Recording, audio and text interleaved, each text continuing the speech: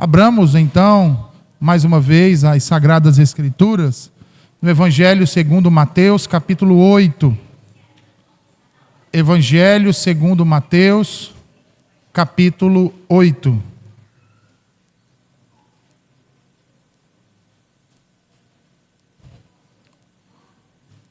Mateus 8, versículos 1 ao 4.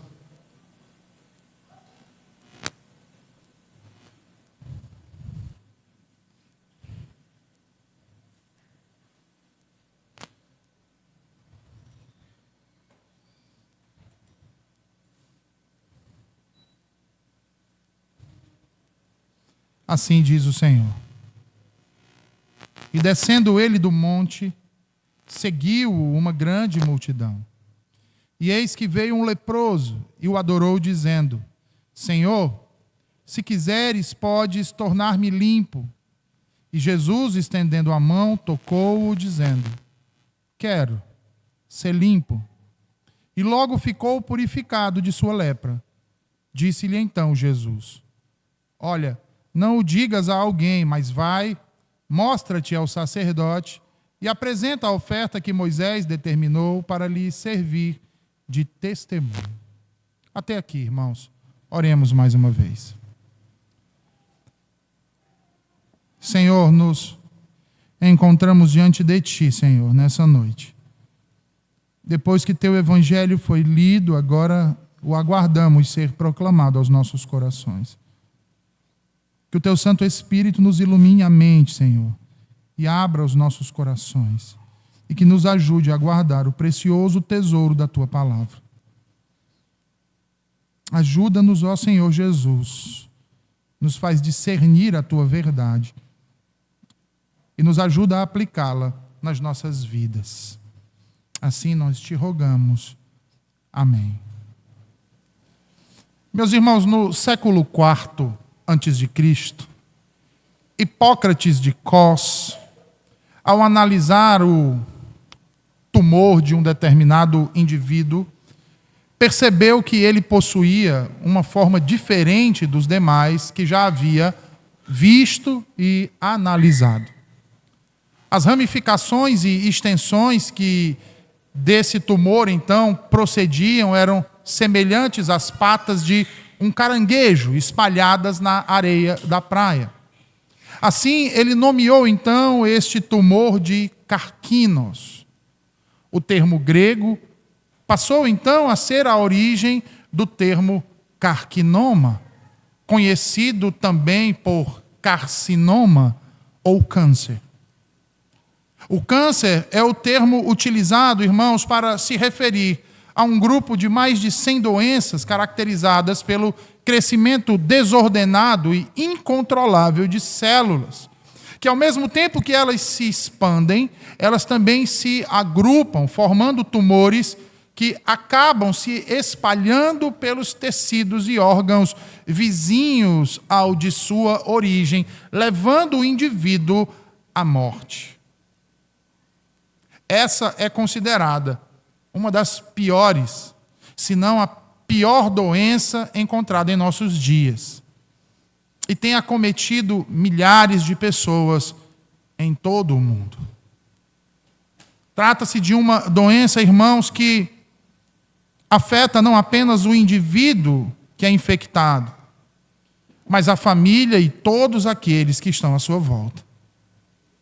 Em nossos dias, essa enfermidade é geralmente diagnosticada através de uma combinação de exames clínicos, outras laboratoriais, patológicos e exames de imagem. Dentre estes, a radiografia, a ultrassonografia, a tomografia computadorizada, a ressonância magnética, a tomografia por emissão de pósitrons, utilizadas para determinar a qualidade da massa, se é sólida ou cística, mensurar as dimensões e determinar a relação com as estruturas adjacentes.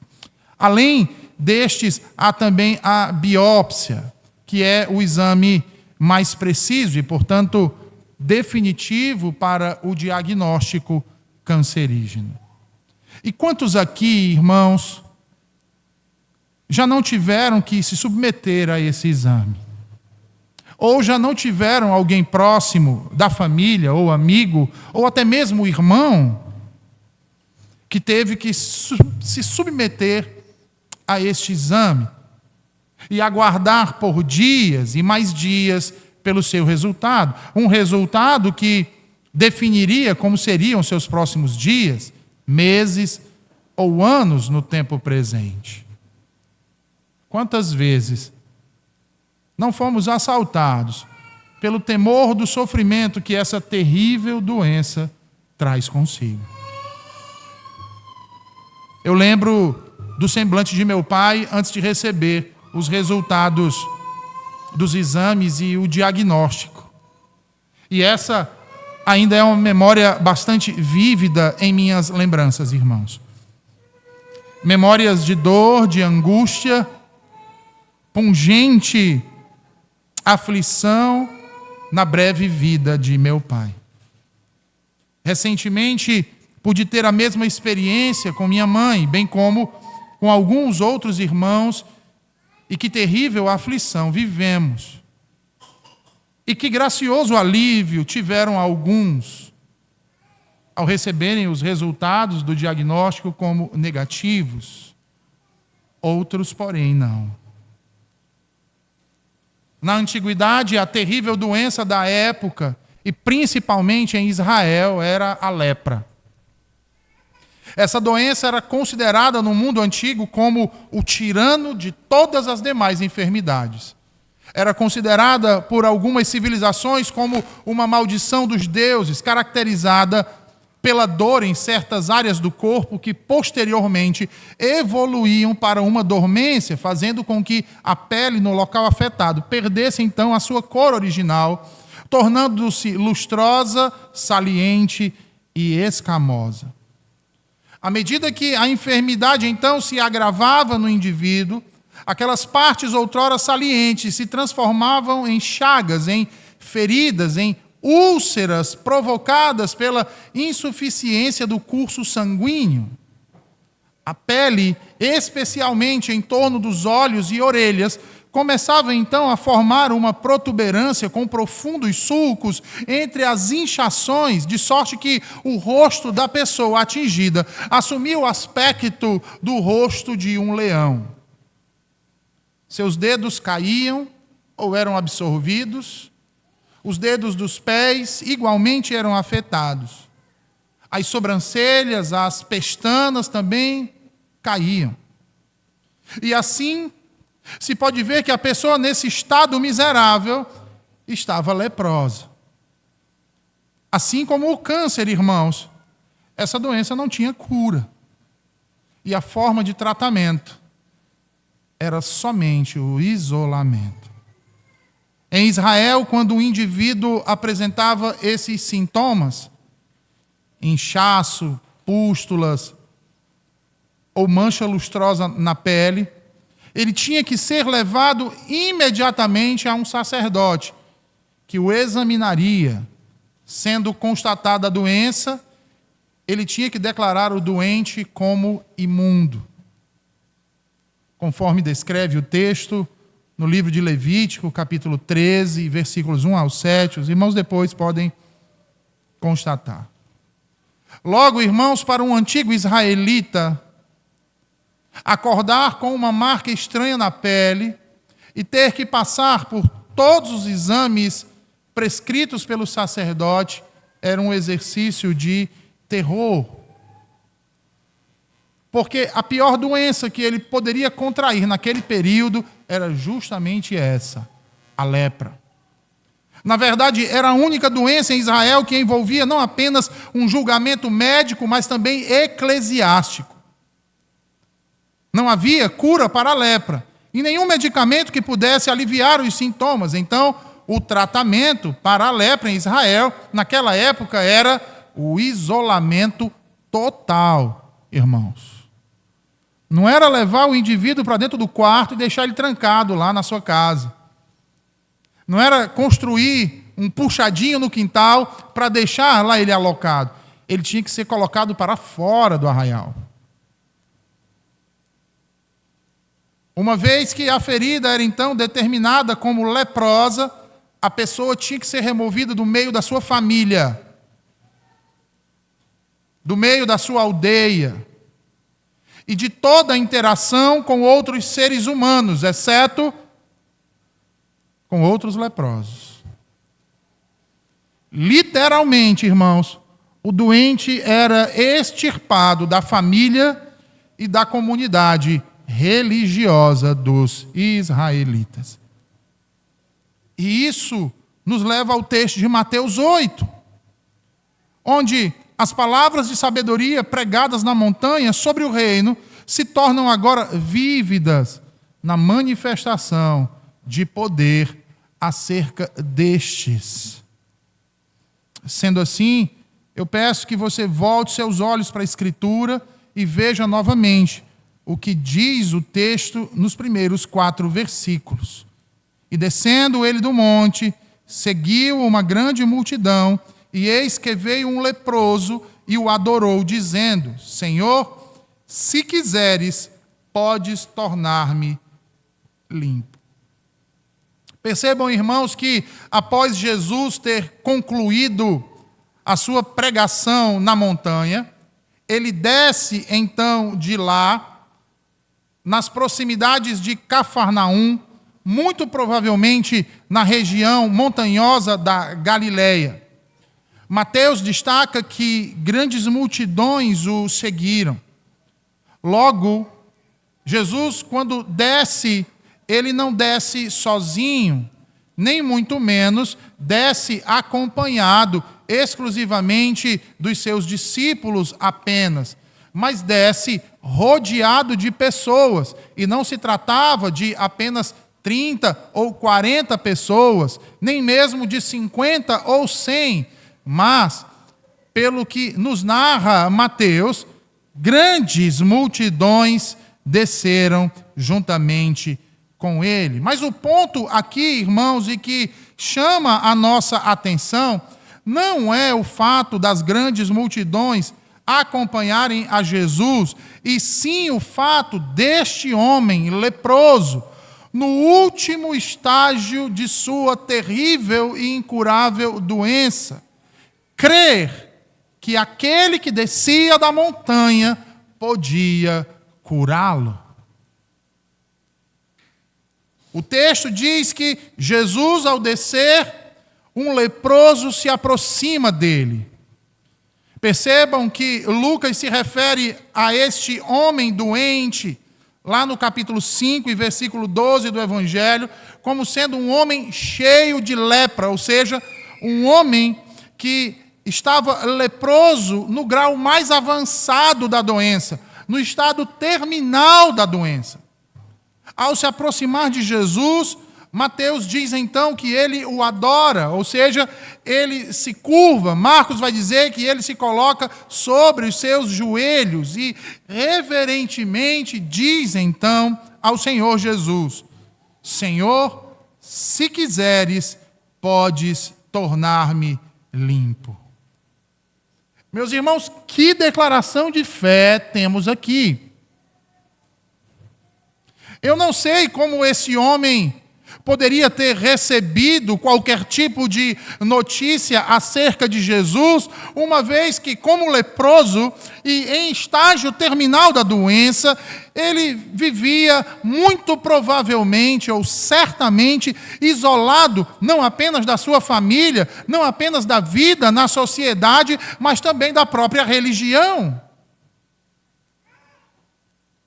No entanto, de alguma forma, a palavra o alcançou. E tomado por ela, aquele homem não pôde mais permanecer onde ele estava. Percebam então que, movido pela fé, ele tem a coragem e o ímpeto de ir contra todas as prescrições legais de sua cultura, de seu tempo. Não temendo que alguém gritasse em meio àquela multidão que cerceava a Jesus, palavras do tipo imundo, impuro. e assim ser ali mesmo deflagrado e apedrejado por todos. Não, irmãos, ele não temeu por nada disso, mas arrastou-se até ao centro da cidade no intuito de conseguir, de qualquer forma, se colocar na presença de Cristo.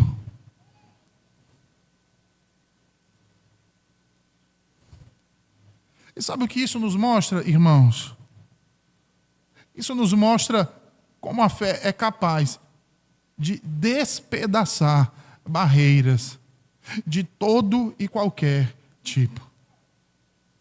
É capaz de irromper até mesmo a pedra e o aço do medo, da covardia nos nossos corações. Assim, quando aquele homem se aproxima, muito provavelmente as multidões que cercavam Jesus se dissipam. Ao ver aquele homem naquele estado, sabendo daquela terrível doença e de como ela contaminava facilmente os outros pelo toque, todos devem ter saído imediatamente e se espantado, inclusive os discípulos de Jesus. No entanto, só assim ele pôde ficar frente a frente com aquele a quem com todo o temor. E quando eu falo aqui todo o temor, irmãos, eu estou querendo utilizar o sentido pleno do termo. Não apenas de um medo, um receio, mas um medo reverente.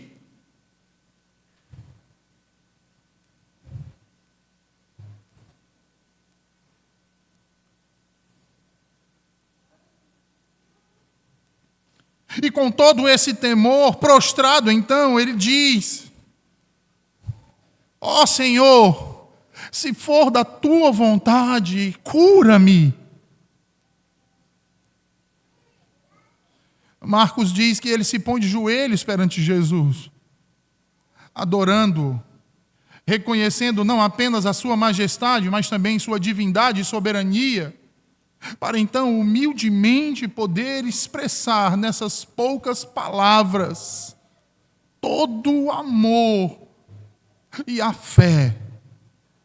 Senhor, se quiseres, podes tornar-me limpo. As palavras deste homem nos mostram, irmãos, que em nenhum momento ele duvidou do que Jesus seria ou não capaz. Pelo contrário. Ele confiou totalmente, plenamente, que a vontade do Senhor era a de compaixão. Era a de ver um filho pedir pão e dar-lhe o pão que precisava. De ver o filho lhe pedir por um pedaço de peixe e conceder-lhe o peixe que necessitava para saciar a sua fome. Diante de uma realidade como essa, eu pergunto a vocês nessa noite: será que vocês têm a mesma fé que esse homem?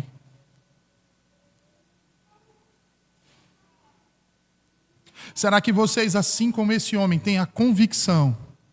Preste atenção nisso, irmãos. Será que, assim como esse homem, vocês têm a mesma convicção de que a vontade de Jesus, seja ela qual fosse, decisivamente, seria em prol do seu bem?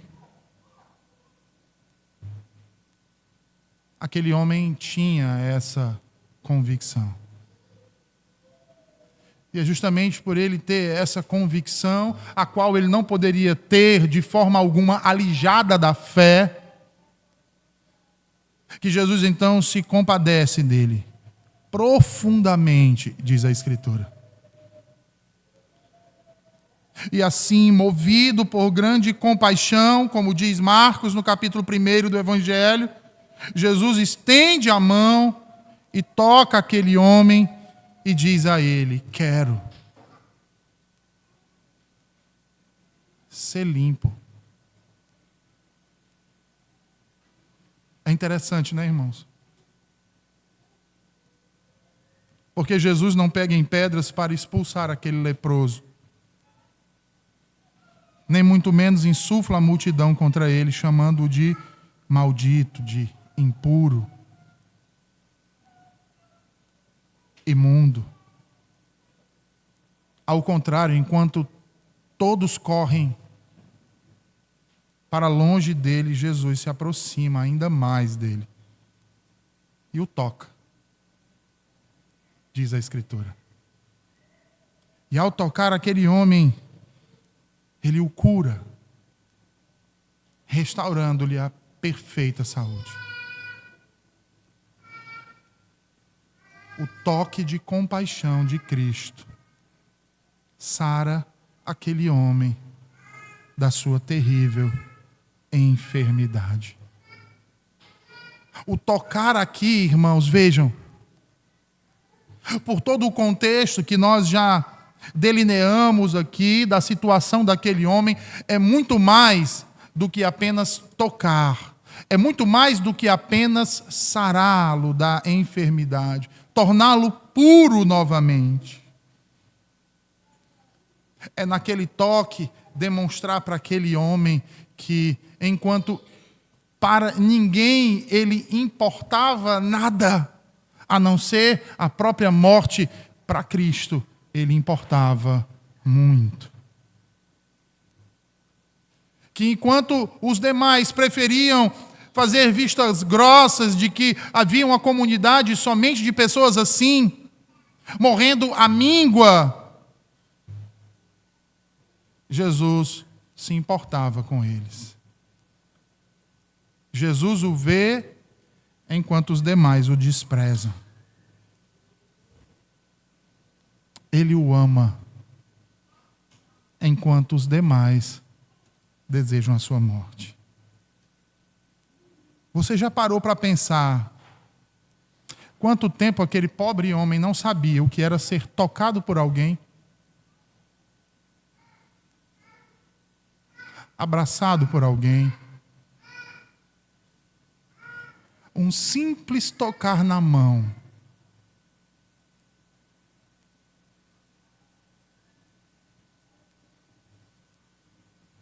Porque sempre que ele se aproximava de alguém, sabe o que faziam, irmãos? O xingavam, o expulsavam e corriam da sua presença. Jesus não. Assim, ao olhar para aquele homem, Jesus identifica a doença que devastava a sua alma, enxerga o sentimento de desvalor, aquele sentimento que lhe corrói por dentro, que faz você se sentir um lixo. E assim Jesus não só tem compaixão, mas também manifesta naquele homem o seu poder, curando, libertando e restaurando. O impuro não tornou impuro o que era puro, mas o puro fez puro aquilo que era impuro. Jesus toca-o, e em vez de ficar contaminado, o homem leproso é que fica purificado. E isso serve para nos mostrar, irmãos, que não há doença incurável para o nosso Deus. Porque seu poder é ilimitado. Ele é o Deus Todo-Poderoso. Ao estender a mão sobre aquele homem, diz a Escritura, ele foi curado, ficou limpo e ficou limpo imediatamente. Trata-se de uma cura instantânea e completa, sem sequelas, irmãos, sem resquícios, a não ser os trapos com que estava vestido. Da mesma forma com que ele tocou aquele leproso, Jesus também nos toca com o dedo da sua humanidade, sem ser contaminado com isso. Seu toque nos prova a sua condescendência, a sua compaixão e a sua comunhão conosco. Jesus não tocou aquele homem acidentalmente, mas propositalmente. E assim como aquele homem, veio também a nós, irmãos. Apesar de toda a nossa repugnância e contaminação, nós, piores do que aquele homem leproso, ainda assim estendeu as mãos e tocou-nos. E por seu toque, fomos sarados. Vejam, uma grande verdade está sendo ensinada aqui hoje. Está sendo ensinada aqui hoje para que, quando nos colocarmos de joelhos diante de Deus e levarmos a Ele qualquer assunto que nos diga respeito, saibamos que, sem sombra de dúvidas, Ele pode lidar com qualquer coisa que levemos adiante dEle. Mas que precisamos saber também, irmãos, e entender que em sua soberania, muitas vezes, quando pedirmos algo a Ele, Ele certamente nos ouvirá, mas também poderá nos responder com um não. E quando ouvirmos o não, estaremos preparados para dizer: se isso que eu te peço, Senhor, não te agrada, que seja feita a tua vontade e não a minha. Como ele o fez em Mateus 26, 39, lá no Getsêmani, quando ele diz ao Pai: que não seja como eu quero, mas como tu queres, Senhor. O leproso parece que sabia disso, irmãos, porque expressou confiança em Jesus, de que Ele poderia curá-lo, se fosse da sua vontade fazê-lo. Assim, Jesus o curou e fez por este homem o que ninguém mais no mundo havia feito. Aliás, ninguém nesse mundo poderia fazer. E depois disso, no versículo 4, Mateus diz que Jesus olha para ele e lhe diz, vejam aí, olha, não o digas a alguém, mas vai, mostra-te ao sacerdote e apresenta a oferta que Moisés determinou para lhe servir de testemunho. Vejam, irmãos, Jesus não queria que todos se reunissem ou todos fossem a Ele em busca de curas, de milagres, perdendo assim o sentido do seu ministério. Em vez disso, Ele diz ao homem: vai, mostra-te ao sacerdote e apresenta a oferta que Moisés determinou para lhe servir de testemunho. Ora, e o que Jesus queria dizer com isso? A lei de Deus no Antigo Testamento, irmãos, exigia que os leprosos que fossem curados fizessem um sacrifício. Eles tinham que trazer uma oferta. Mas eis a questão: esses leprosos não podiam trabalhar. Eles não podiam viver em sociedade. Eles viviam isolados, num lugar ermo. Se alimentavam pela misericórdia dos outros, que deixavam comida. E depois que saíam, eles podiam ir até aquele local, tomar o alimento. Como então esses poderiam apresentar qualquer tipo de sacrifício? Ora, que tipo de produtividade, que tipo de empreendimento ou comércio um leproso poderia ter na antiguidade?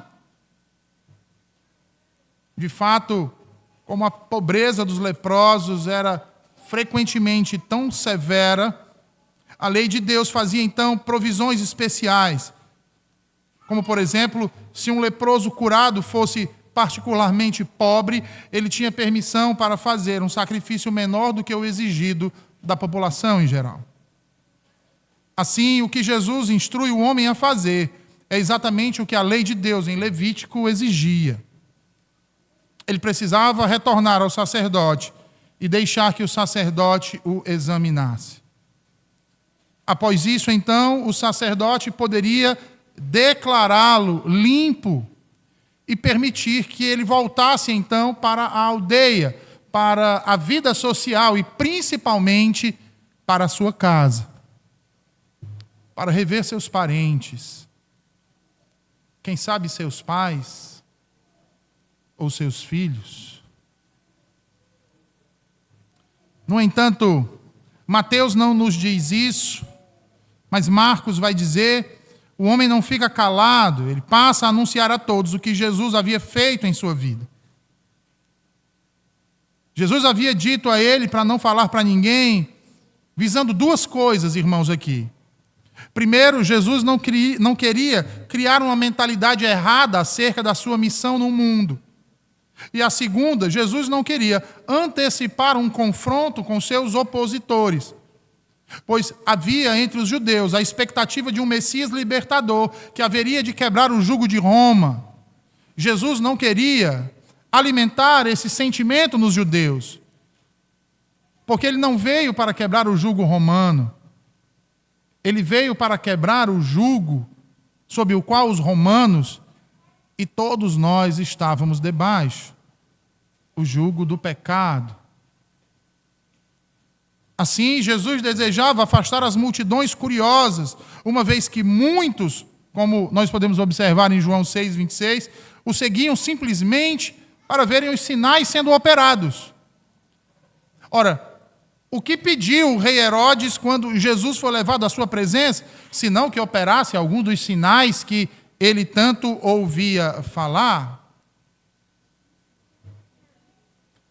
A grande verdade, meus irmãos, é que a narrativa de cura deste homem leproso nos revela uma verdade singular e que, como tal, precisa ser aplicada às nossas vidas. Porque se fomos curados pelo Senhor Jesus, regenerados pelo poder do Espírito Santo, nós podemos dizer que nos tornamos uma pessoa convertida, pois fomos purificados de algo muito mais mortal que a lepra. Sendo nós purificados daquilo que é muito mais mortal do que a lepra, e neste caso é o pecado, quando pelo chamado do Espírito você veio a Cristo e humildemente pediu por sua libertação da culpa e vergonha do seu pecado, ele disse: estou disposto, seja purificado. Mas agora, diante de Deus, e depois de haver sido purificado do pecado, e vestido na perfeita justiça de Cristo, Cristo, assim como para aquele homem, também lhe deu uma ordem. E como você tem respondido a isso? Qual tem sido a sua resposta? Como a desse leproso?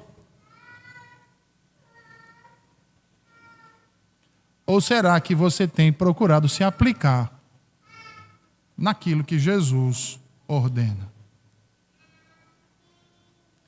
Irmãos, nós não podemos nos esquecer que quando Jesus nos salvou, Ele nos comprou por um grande preço.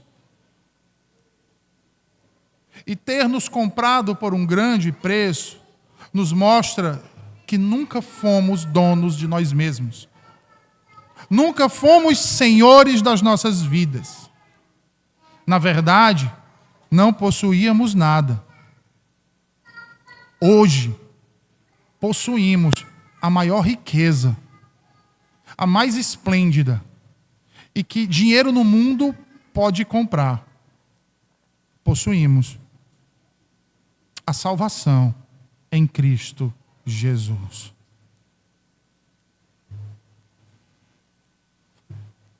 O Senhor nos deu uma pérola de grande valor, mas em gratidão, como temos respondido a ele. O leproso, infelizmente, desobedeceu a ordem de Jesus. E nós, irmãos, o que temos feito? Se você tem consciência de que foi curado de algo muito pior do que a lepra deste homem, deveria demonstrar gratidão ao Senhor, obedecendo-o em tudo que ele lhe tem ordenado. Não para que o Senhor, ou para que consigamos galgar algo de favor da parte de Deus. Muito pelo contrário.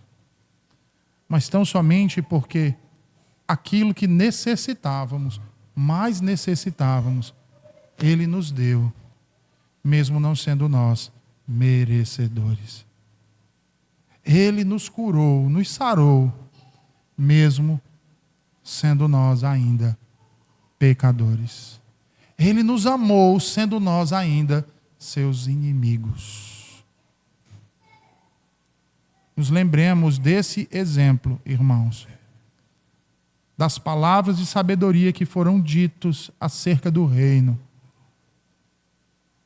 e da prática e a realidade disso na vida do cotidiano. Apliquemos essas mesmas verdades às nossas vidas e que o Senhor Jesus nos ajude. Vamos orar, meus irmãos?